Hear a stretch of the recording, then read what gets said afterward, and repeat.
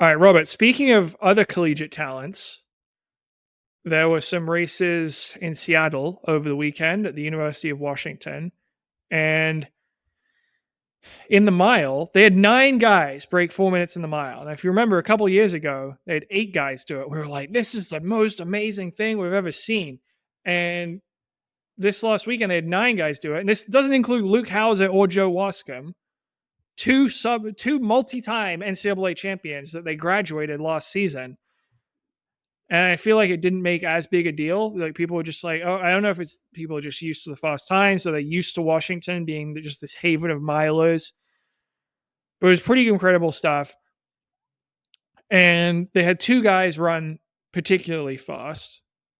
One of them was named Ronan McMahon-Staggs. He ran 351.85, which is number 6 all time in the NCAA. And then one of them we know quite well, Nathan Green, 350.74. He won this race, the Mile City Invite in Seattle, and that's number 4 all time in the NCAA. And I bring this up because one of your bold predictions made on this podcast a few weeks ago was that Nathan Green would make the US 1500 meter team this year. So still got a long ways to go with 6 mounts out from USA's. But how are you feeling about your prediction? Obviously feeling great about it. Was thrilled to see that. I mean, 9 guys under 4, and he leads the way at 350. Dominant win. Wins by over half a second over Sam Prankel, 351.20 at Adidas. McMahon-Staggs is the guy. He ran for Sean Brosnan at UCLA for a while because I talked to Sean about him. Sean actually said something along the lines of, yeah, like Andy needs to understand he's got to run really hard in practice. Like Andy, I think with the mile, Andy, like a lot of college coaches, keep it going. We don't do anything crazy in practice. And Brosnan's not afraid to let people just let it rip sometimes in practice. So I don't know if they changed it up or if he's doing everything else. Then there was a big gap to the 355 guys. Actually, Wascom was in this race running for Adidas 356. Kenneth Brooks, actually, Olympic steeplechase 358. It's kind of a crazy event. It's cool for them. They have over 1,000 people running the mile at this event. They have local people like Masters and old hacks. Cool event. But the reason why I picked Nathan Green is, when we had Austin NCAAs 2 years ago, we were talking to Powell, we're talking to all the UW guys. They were just doing so amazing. And we're like, well, who's the best? And it just seemed like talking to the guys, John, right, that they kind of acted like Nathan Green was the most talented.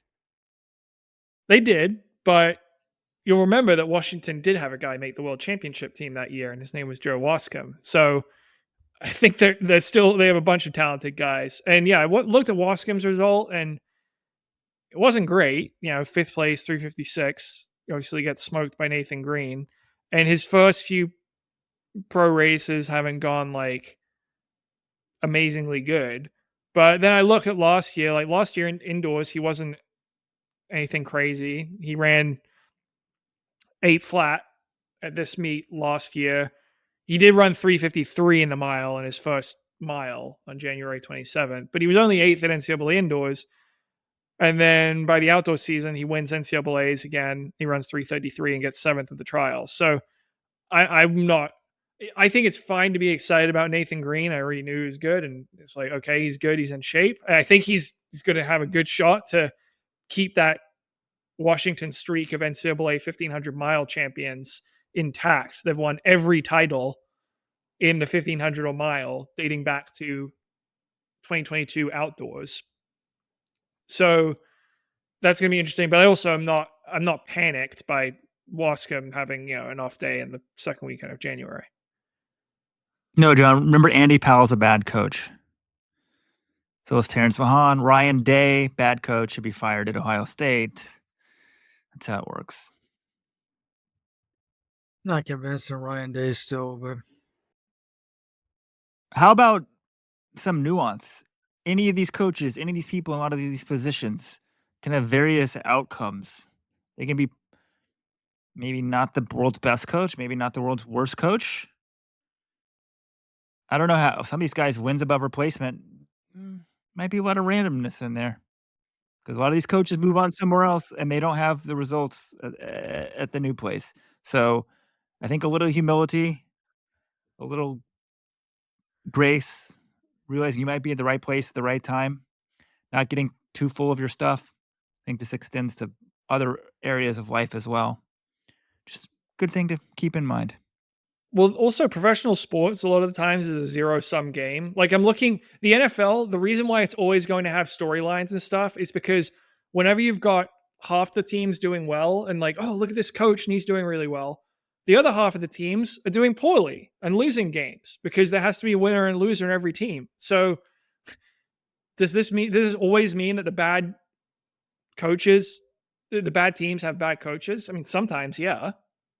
But sometimes there are only a certain amount of wins to go around. There are other things that factor into it. So, like, I was looking at the Ryan Day. There was an article in the Athletic about Ryan Day. It's like he's paid $10 million a year to win national championships. I'm like, there's only one national champion every year, and the other coaches at other schools are also getting paid, almost $10 million a year. Only one of them can actually do it each year. So, yeah, just something to keep in mind.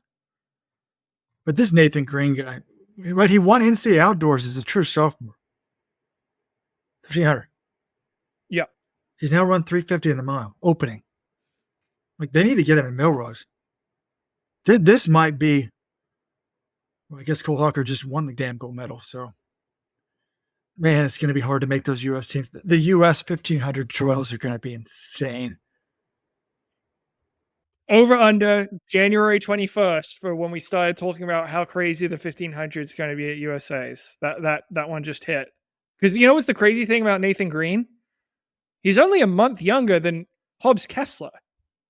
And Hobbs Kessler was just 5th at the Olympics. So yes, that's how hard it's going to be to make and Hobbs Kessler was the USA's 3rd best finisher in that final. So that's how hard it's going to be to make a team. But as Josh Kerr pointed out 2 years ago, the U.S. is soft at the 1500. I'll link to that thread in the show notes. People loved bumping that one.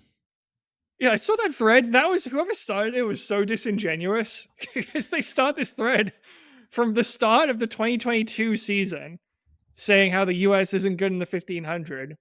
And he also made a note to sort of say outside of Cole Hawker and Cooper Tier, the U.S. isn't running well. Josh Kerr was 100% right. At that point in 2022, the U.S. was not doing well. And it improved a lot in the 2 years since then. But, Josh says plenty of things that get people talking and ruffle feathers now, even with the proper context. I don't think we need to be bringing back, interviews from 3 years ago just to start things up. I'm amazed that people find this stuff, right?